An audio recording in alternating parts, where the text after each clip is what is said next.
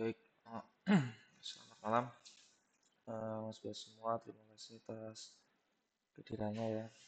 Pada malam hari ini, untuk minggu lalu kita kosong ya karena tanggal merah, jadi tidak ada perkuliahan. Mohon maaf di grup saya belum sempat balas ya, tapi sudah saya baca sebetulnya. Dan malam hari ini kita melanjutkan lagi pertemuan kita yang kelima ya, di mata kuliah rekayasa perangkat lunak. Di sini lebih nanti kita akan lebih membahas terkait dengan bagaimana permodelan spesifikasi kebutuhan perangkat lunak. Ya, ini lebih kepada pendekatan dan tekniknya ini seperti apa. Jadi nanti akan mendefinisikan, mengidentifikasi dan mendokumentasikan kebutuhan ya, perangkat lunak secara efektif. Itu nanti bagaimana caranya nanti kita akan bahas di pertemuan ini. Jadi pokok bahasa yang akan kita bahas pada malam hari ini yang pertama adalah kita akan bersama-sama belajar memahami spesifikasi dari kebutuhan perangkat lunak. Dan yang kedua adalah pendekatan dalam permodelan kebutuhan.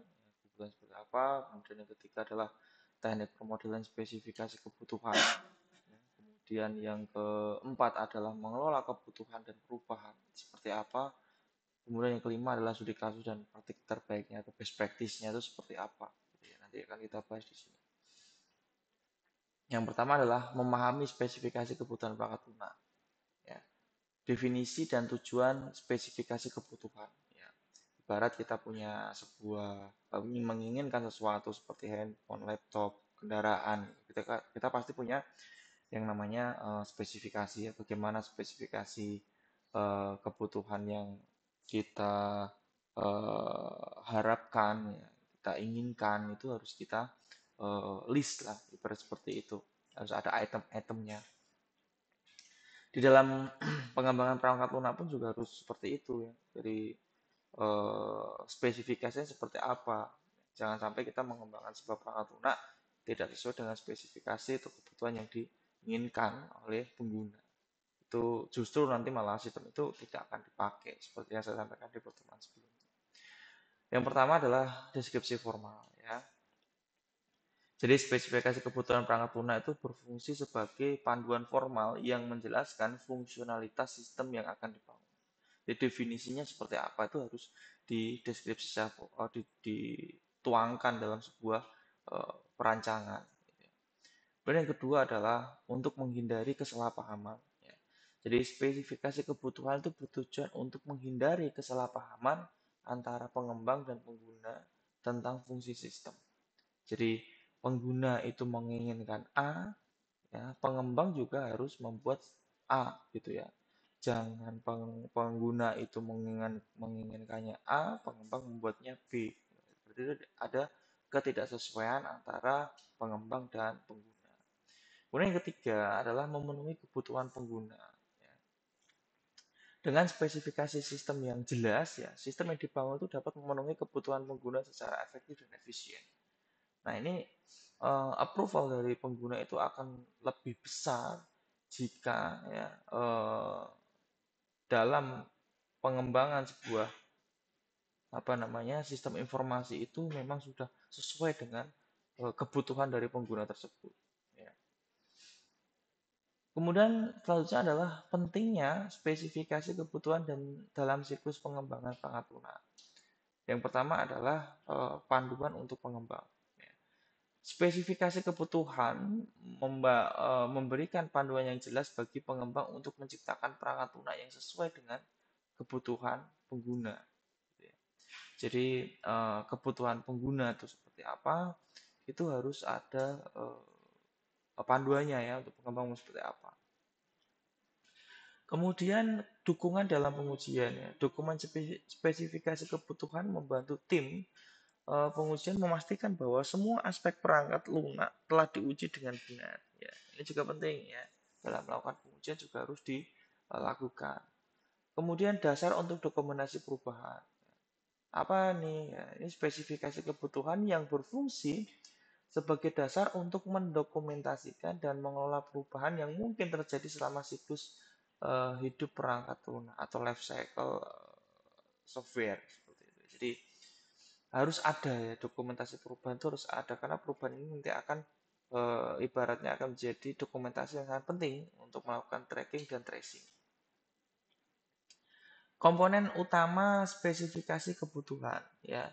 Yang pertama adalah kebutuhan fungsional. Kebutuhan fungsional itu menjelaskan apa yang harus dilakukan sistem untuk memenuhi kebutuhan pengguna dan tujuan bisnis. Itu harus terpenuhi gitu ya. Dijelaskan dalam kebutuhan fungsionalnya.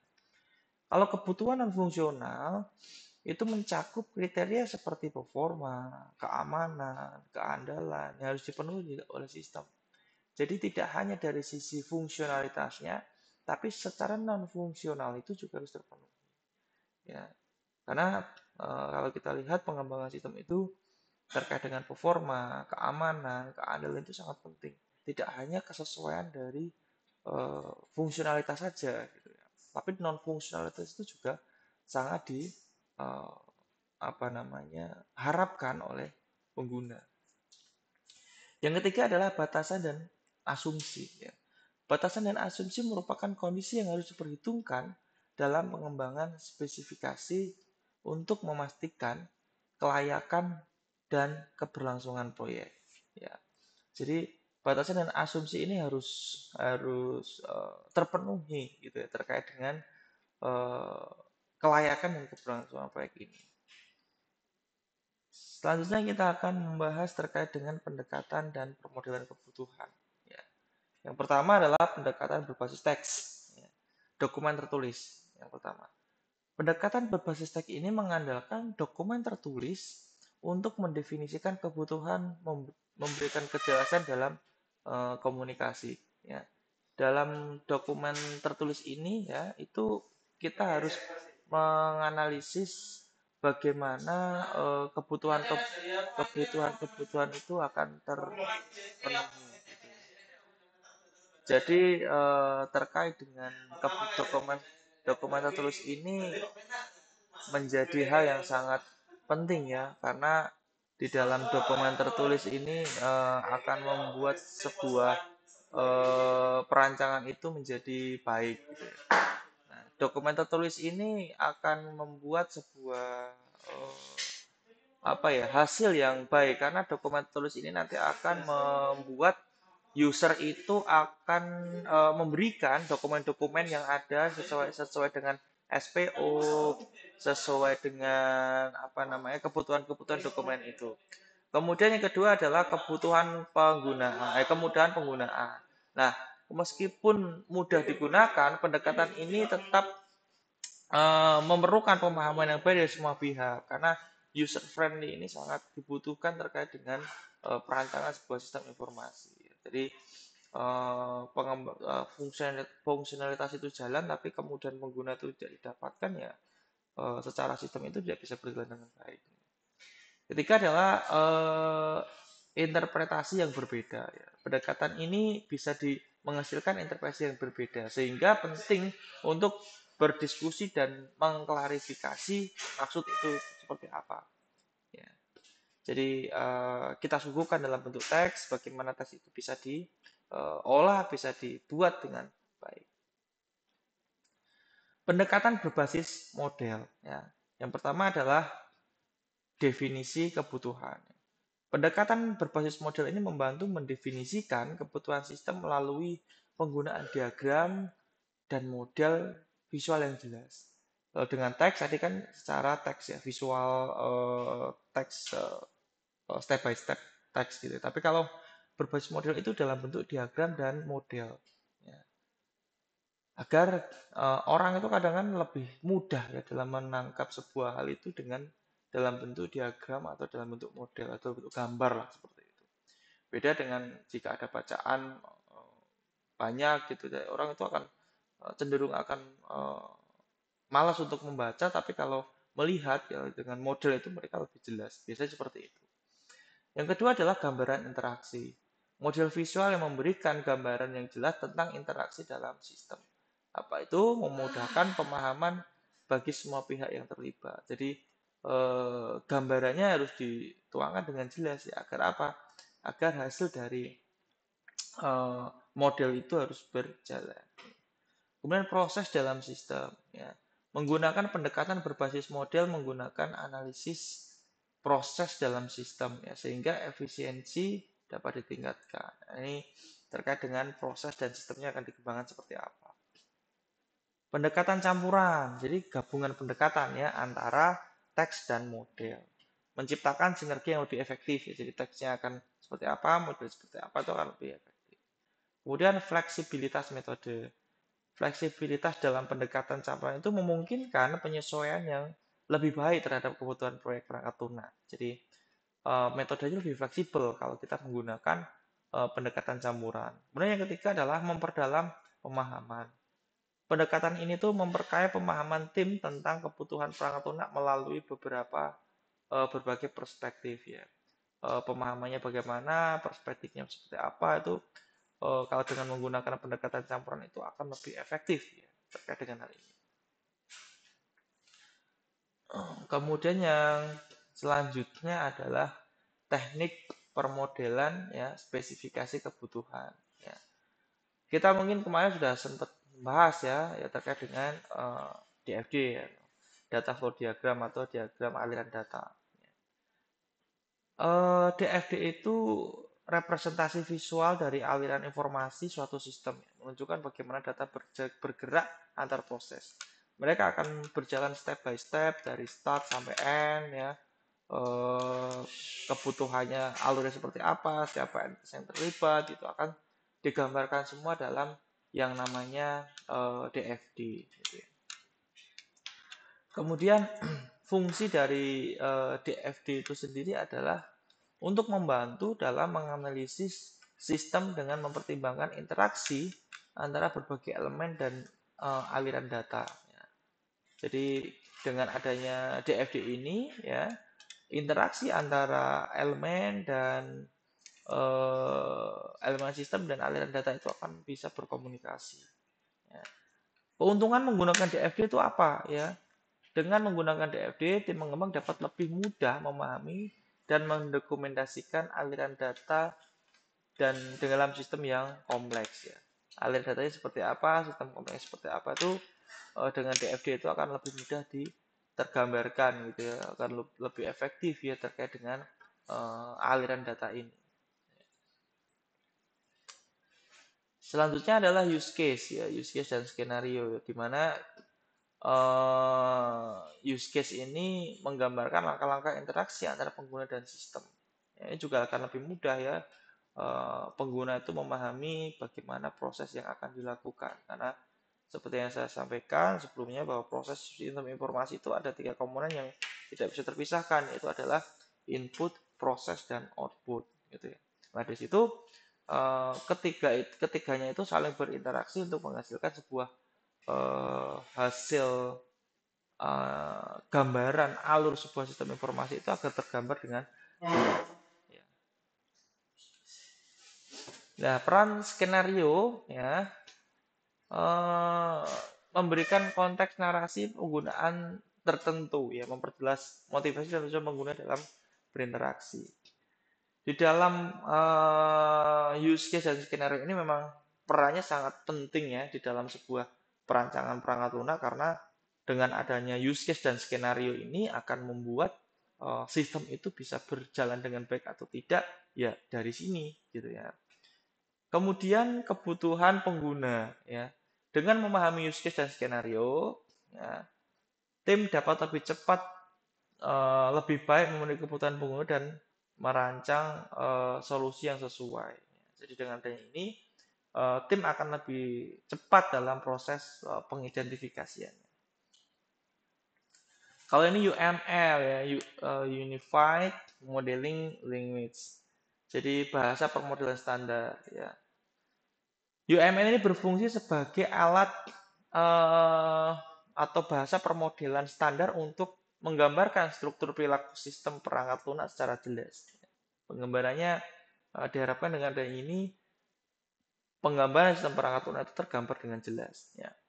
Yang kedua adalah visualisasi sistem perangkat lunak. UML memungkinkan visualisasi aspek-aspek penting dari sistem perangkat lunak sehingga memudahkan pemahaman dan komunikasi. Dengan adanya ini, pengguna akan lebih mudah dalam proses komunikasinya. Kemudian yang ketiga adalah apa, berbagai jenis diagram. Jadi UML itu menyediakan berbagai jenis diagram termasuk kelas diagram, diagram kelas, diagram urutan, sketch diagram, ya, dan diagram kasus penggunaan, ya, diagram use case untuk kebutuhan pemodelan yang activity diagram untuk memenuhi kebutuhan penggunaan model yang berbeda. Mengelola kebutuhan dan perubahan. Verifikasi dan validasi kebutuhan. Proses kritikal. Ya. Ini merupakan proses yang sangat penting ya terkait dengan verifikasi dan validasi kebutuhan. Jadi verifikasi dan validasi adalah langkah yang penting untuk memastikan spesifikasi kebutuhan itu memenuhi harapan pengguna. Ya, satisfied user itu harus diprioritaskan. Kenapa? Karena ini nanti akan membuat sebuah kepuasan pengguna terkait sistem itu akan approval-nya akan lebih tinggi dibandingkan dengan tidak melalui proses verifikasi dan validasi. Yang kedua adalah menghindari kesalahan. Dengan melakukan verifikasi, ya, kita itu dapat menghindari kesalahan yang dapat berujung pada biaya tambahan di masa depan. Dengan adanya verifikasi dan validasi itu ya mengurangi hal tersebut. Kemudian keterlibatan pengguna. Ya, proses ini melibatkan umpan balik dari pengguna untuk memastikan kebutuhan yang tepat terpenuhi. Terpenuhi seperti apa? Harus tepat dan sesuai. Agar apa? Agar sistem ini menjadi lebih baik. Manajemen perubahan kebutuhan. Perubahan kebutuhan juga harus benar-benar di manajemen dengan baik. Perubahan kebutuhan dalam pengembangan. Dalam pengembangan perangkat lunak, perubahan kebutuhan adalah hal yang bisa terjadi dan harus dikelola dengan baik. Harus dikelola dengan baik, karena ini pasti akan terjadi. Gitu ya. Kemudian yang kedua adalah manajemen perubahan yang efektif. Ya.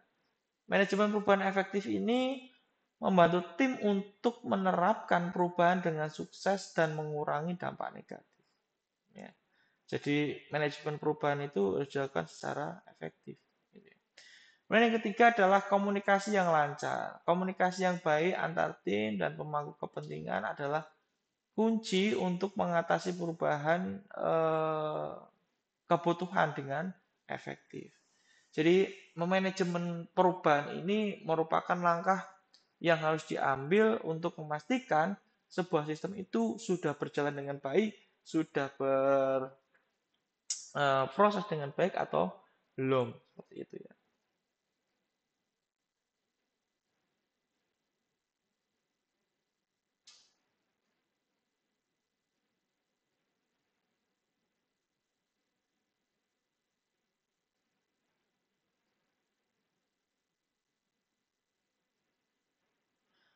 Kemudian yang selanjutnya adalah komunikasi ya antara tim pengembang dan pengguna. Ini juga penting gitu ya.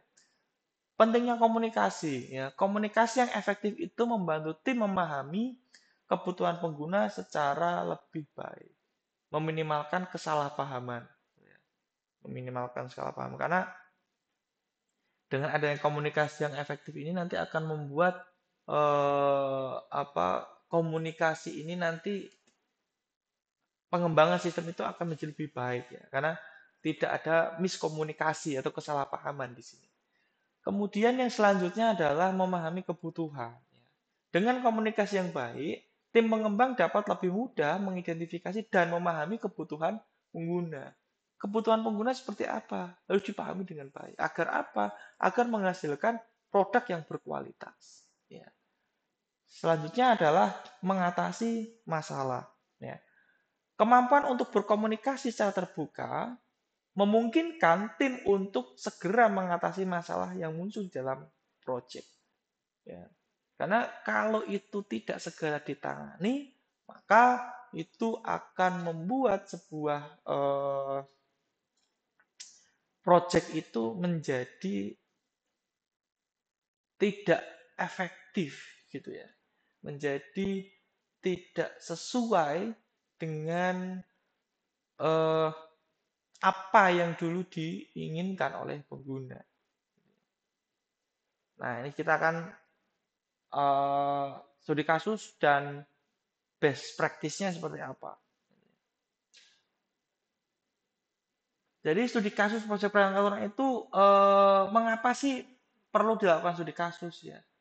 Studi kasus itu alat penting untuk memahami dan menerapkan spesifikasi kebutuhan proyek perangkat lunak yang sukses. Jadi sebelum kita mengembangkan sebuah sistem, kita perlu mempelajari studi kasus yang ada, gitu ya. Agar apa? Itu akan membuat poin kedua, pembelajaran dan pengalaman. Jadi tim pengembang itu dapat belajar dari pengalaman sebelumnya yang menghindari kesalahan yang sama. Jadi permasalahan-permasalahan yang ada itu dijadikan sebuah pembelajaran. Agar apa? Agar apa namanya tidak terjadi lagi di kasus-kasus berikutnya. Gitu ya. Karena ini nanti akan membuat atau menghambat proses pengembangan sebuah sistem informasi. Nah, di sini akan menjadi baik dan menjadi efektif jika hal itu diterapkan dengan baik, ya, terkait dengan studi kasus yang sudah dilakukan. Nah, kemudian pelajaran dari praktik terbaik atau best practice. Nah, ini maksudnya apa? Jadi dari yang sebelumnya kita belum tahu, kemudian terus belajar, ya, kemudian akan meningkatkan proses kerja tersebut, ya. Nah, itu akan permodalan kebutuhan berfokus pada peningkatan efisiensi dan efektivitas kerja tim dan pengembang. Karena sudah belajar dari praktik terbaik. Praktik terbaiknya seperti apa? Itu akan sesuai dengan eh, efektivitas yang ada. Dan yang kedua adalah adopsi strategi efektif. Ya. Mengadopsi strategi yang terbukti efektif dalam mempercepat pencapaian tujuan proyek dan meningkatkan kualitas hasil akhir. Kualitas hasil akhirnya seperti apa? Itu nanti akan membuat sebuah perangkat lunak itu menjadi lebih baik, gitu ya. Alat bantu dan teknologi, ya, teknologi terbaru ya. Alat bantu permodelan itu adalah membantu dalam memahami dan merancang kebutuhan sistem yang lebih efektif, mempermudah alur perencanaan. Karena sekarang teknologi atau tools yang dapat digunakan dalam proses perancangan sebuah sistem informasi itu sudah cukup banyak sekali ya sekarang itu. Karena eh, dari hal tersebut kita dimudahkan gitu ya. Dari tools tersebut kita dimudahkan dalam proses perancangan sebuah sistem informasi. Kemudian teknologi untuk dokumentasi. Teknologi terbaru memungkinkan dokumentasi lebih cepat, akurat, mengurangi kesalahan dan meningkatkan kualitas hasil. Ya contoh kalau di sini ya di GitHub, ya Gitbucket dan aplikasi-aplikasi repositori dalam proses pengembangan. Ya, mungkin di sini Mas Bas sudah ada yang menggunakan juga kalau sebagai pengembang. Ini adalah alat bantu dan teknologi terbaru. Kemudian meningkatkan efisiensi. Ya. Alat bantu canggih dapat meningkatkan efisiensi kerja tim, ya, meningkatkan lebih banyak waktu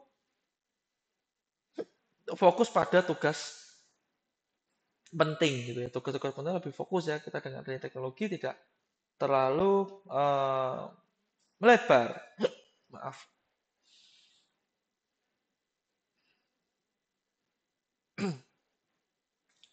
Tidak terlalu melebar ya terkait dengan apa yang sedang dibahas. Nah, kesimpulan yang dapat kita simpulkan pada pertemuan kita pada malam hari ini yang pertama adalah proses pemodelan. Pemodelan spesifikasi kebutuhan merupakan langkah penting yang membantu tim untuk memahami kebutuhan pengguna dengan lebih baik. Jadi pengidentifikasiannya akan jauh lebih baik jika ya dilakukan proses pemodelan. Dan teknik dan pendekatan. Menerapkan teknik dan pendekatan yang tepat dalam pemodelan dapat meningkatkan efektivitas pengembangan perangkat lunak. Jadi benar-benar harus tepat teknik dan pendekatannya. Agar apa? Agar permodelan itu dapat meningkatkan efektivitas. Ya, bagaimana sistem itu bisa berjalan dengan baik. Kemudian praktik terbaik atau belajar dari pengalaman sebelumnya atau best practice itu mengikuti praktik terbaik dalam permodelan spesifikasi kebutuhan akan menghasilkan produk yang lebih sesuai dan yang diharapkan oleh pengguna. Dari sini kita belajar bahwa dalam proses pengembangan sebuah sistem informasi itu penting adanya sebuah permodelan sebuah sistem. Step by step-nya, tools-nya, ya, metodenya harus sesuai. Agar apa? Agar menghasilkan hasil yang terbaik. Dan harus belajar terkait dengan pengalaman-pengalaman sebelumnya yang nanti akan membuat atau menjadikan itu sebagai best practice-nya. Kemudian sebagai pengalamannya ya untuk membuat sistem itu ya kualitasnya akan jauh lebih baik dibandingkan yang sebelumnya. Mungkin itu yang bisa saya sampaikan pada pertemuan kita pada malam hari ini. Silakan Mas Mbak jika ada yang ingin ditanyakan, silakan tanyakan melalui kolom chat atau melalui grup yang sudah ada gitu ya. Oh, terkait dengan UTS ya, ini karena masih belum masih dua pertemuan lagi, tapi kalau memang tidak ya kalau memang mudah jadwalnya nanti kita UTS di sampai pertemuan 5 saja. Nanti akan saya informasikan di grup. Jadi tolong selalu pantau grup ya. Yang belum gabung grup silahkan gabung grup. Karena informasi terkait dengan UTS akan saya sampaikan di grup. Mungkin itu yang bisa saya sampaikan. Semoga materi yang saya sampaikan bisa bermanfaat buat Mas Mbak semua. Mohon maaf bila dalam saya menyampaikan ada hal-hal atau kata-kata yang kurang berkenan. Selamat melanjutkan aktivitas kembali, Mas Mbak semua. Selamat malam. Sehat selalu buat Mas Mbak semua. Terima kasih.